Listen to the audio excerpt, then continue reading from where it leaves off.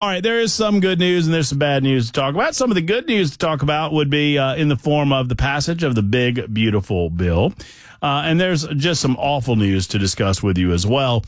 Some activity going on in Washington, D.C. We want to talk to our man, Congressman David Kustoff, about all of these matters. He joins us on the Murphy Show hotline. I appreciate his willingness to come on the show. I appreciate his perspective from the 8th Congressional District of the great state of Tennessee. Congressman, it's always good to catch up with you. I hope you're doing okay.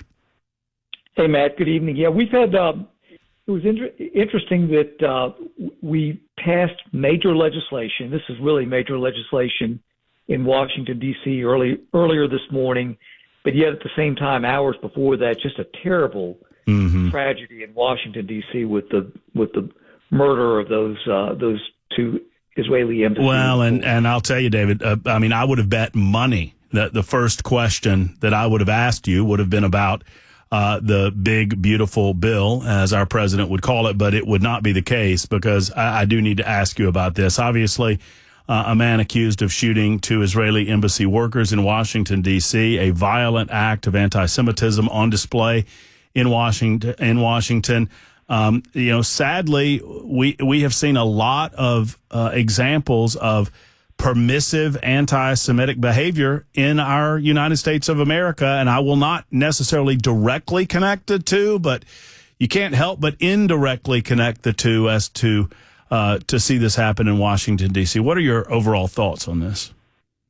So, Matt, there's no doubt that since October the 7th of 2023, we've seen the ugly side of anti-Semitism just rear its head in our country. And obviously, we've seen it in our streets. We've seen it on college campuses across the nation.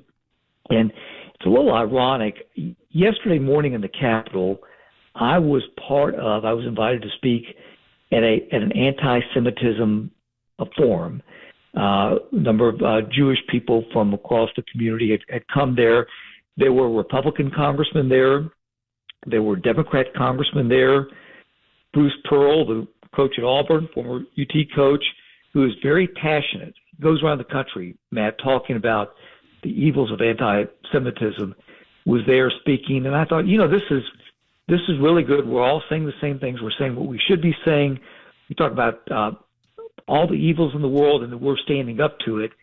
And then several hours later, this terrible tragedy happens in Washington, D.C. with the brutal murder of these two Israeli embassy employees. So, the fact of the matter is, and I said this yesterday morning at the breakfast that I was just telling you about, that we've got to continue, leaders like me, to speak strongly against anti-Semitism and our support of Israel, who is our greatest ally in the Middle East. And the fact of the matter is that if some of these people get their way, free Palestine and from the river to the sea, meaning there's no more Israel. Now, Israel is the only democracy in the Middle East. They are our greatest ally in the Middle East. And when Benjamin Netanyahu came to the U.S. last year and gave a speech to a joint session of Congress, he said, and this is exactly right, the enemies of Israel are the enemies of the United States. I mean, the same ones that want to annihilate Israel want to annihilate us. Congressman David Kustoff is with us. Obviously, we will be discussing the bill that was passed by the House of Representatives today, but want to address this tragedy that happened in D.C. Initially. What more can we do? And, sadly, a lot of people want to obfuscate the situation to the point that we forget that it was not Israel that brought this conflict to the point that it is today. I mean, you well remember, I well remember, but it is worth reminding that it was October 7th, 2023, and the brutal, vicious assault, the largest assault on the Jewish people really since the Holocaust happened in Israel on that day that brought us to where we are today. It's important to remind folks of that.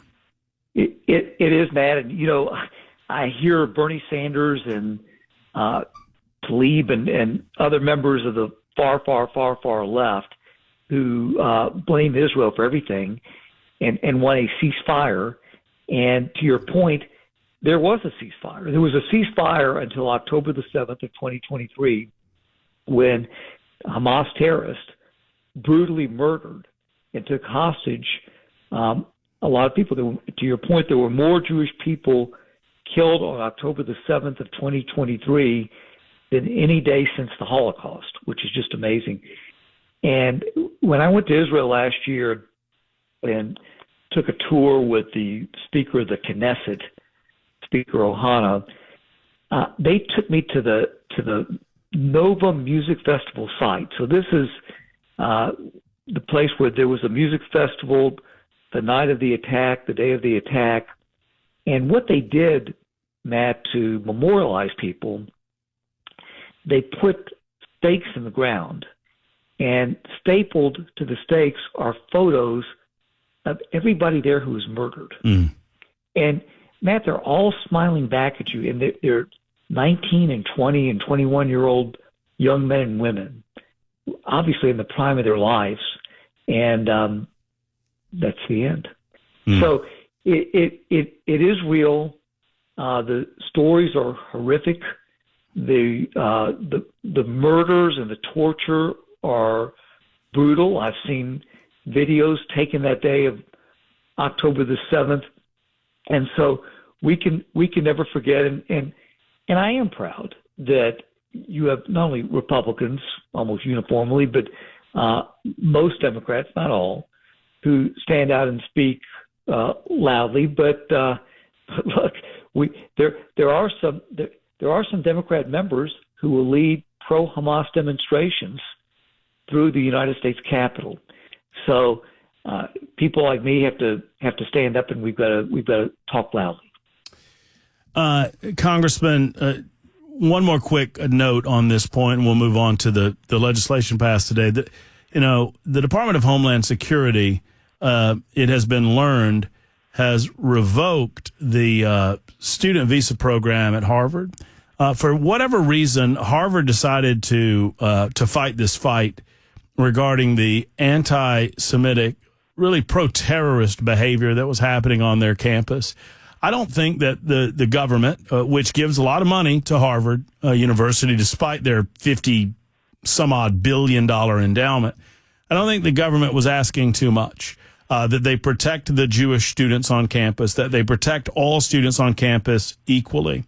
However, Harvard wouldn't do it. And now the consequence is that due to their pro-terrorist conduct, as it was stated by the DHS, DHS has eliminated their student visa program. Do you agree with that decision? I do. Frankly, I appreciate the leadership of President Trump and Secretary Kristi Noem, Homeland Security Secretary Kristi Noem, issuing that order today, because we've seen in these hearings. I've had hearings like that in the Ways and Means Committee, obviously the Education Committee in the House of Representatives. You remember seeing these college presidents, Harvard and Columbia, come before the committee, and look, just they were just dumb. I mean, they didn't get it, and they took up for the wrong side, for the wrong people, not for the innocent students, but they took up for the known troublemakers, and it goes way beyond that. So I agree, and I appreciate President Trump's leadership and Secretary Noem's leadership, and hopefully by President Trump issuing that order as it relates to Harvard, that's a wake-up call for everybody else. It's a wake-up call for Columbia. It's a wake-up call for Penn. It's a wake-up call for all these kind of woke universities, Ivy League universities, that don't care about the safety of their students. I want you to address this, because I think it's important to address some of our naysayers, Congressman. And I just received, we have a super text feature where people can filter in questions. And one of these folks, and I think you can tell by the tone that they might disagree with us on the issue of Israel and Hamas, but that's okay. 9860, as they identify themselves, writes, "Hey, Matt, will you ask your guest, the congressman, if Israel endlessly bombing civilians has helped or hurt their cause?" And obviously, that's an interesting way to phrase the question. Any response to that, David? Yeah, I think Israel has the absolute right to defend herself. And if you look at Israel on a map and you look at how condensed it is, and there are enemies literally all around Israel's border, they've got the right to do what they're doing. To your point, there were no hostilities before October the 7th, 2023, before Israel was brutally attacked by Hamas and really proxies of Iran, because these terrorist groups are funded by Iran. So, if the tables were turned and we had somebody attacking the United States, we would have the absolute right to defend ourselves and take out our enemy. So I agree with the strategy of Prime Minister Netanyahu to defend Israel, and hopefully there will be peace in that region one day, but unfortunately we're a long way away from that.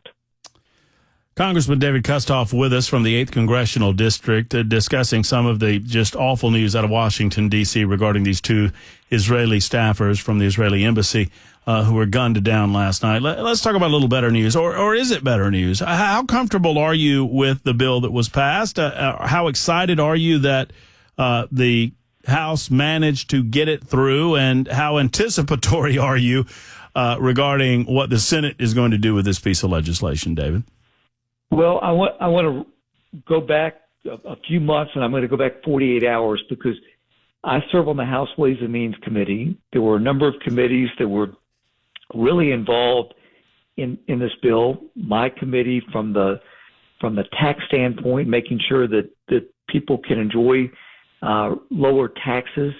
The Energy and Commerce Committee, the Homeland Security Committee, which is chaired by Mark Green, a number of committees, the Agriculture Committee. And it was so important because every committee that filled in as part of the One Big Beautiful Bill, these are all of President Trump's priorities that he talked about in 2024. And to kind of fast forward, 2 days ago, 48 hours ago, on Tuesday, President Trump came to the Capitol, met with Republican congressmen, and the magic in that is, you knew before this vote was taken there was not going to be one Democrat congressman that was going to vote for this bill. So this is all Republican on the House side and the Senate side. And President Trump talked about what I just said, that it was so important to him that we get this bill passed, because it was the border stuff that he talked about in the campaign in 2024. It was all the economic stuff that he talked about in the campaign in 2024, the waste, fraud, and abuse, cleaning that up. It is all encompassed, all combined in this one bill. And, with my part on the Ways and Means Committee, we looked at permanently reducing people's taxes at all levels, at all income levels, giving a permanent deduction for small business, which is so important in my district and really across the state of Tennessee, because it's small business that employs most people across the state and then frankly across the country.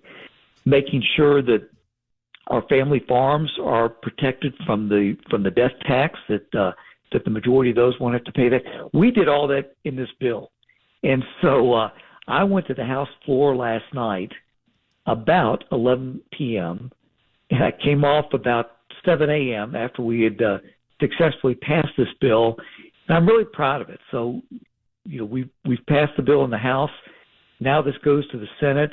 We did this through a process called reconciliation, which doesn't mean anything to anybody except for the one thing that everybody listening should know about reconciliation. That means that the Senate can pass it with 51 votes instead of having to get 60 votes. That's the secret sauce with reconciliation. It's all got to tie back to the budget. And so I think we passed a really good product. There's some things I would have done differently with it, but all in all, it's really good. It means a lot to the president. And if the Senate can get this done, then I think this is going to be a major part of Donald Trump's legacy. Well, so much to unpack from the bill, obviously, as it is there's a reason they call it a big, beautiful bill, right? So we'll We'll continue to unpack it, Congressman. I appreciate your time. I know you're fresh off a flight. Thank you for being on with us and informing the folks of Middle Tennessee exactly what's going on in Washington, D.C., and we'll do it again next time.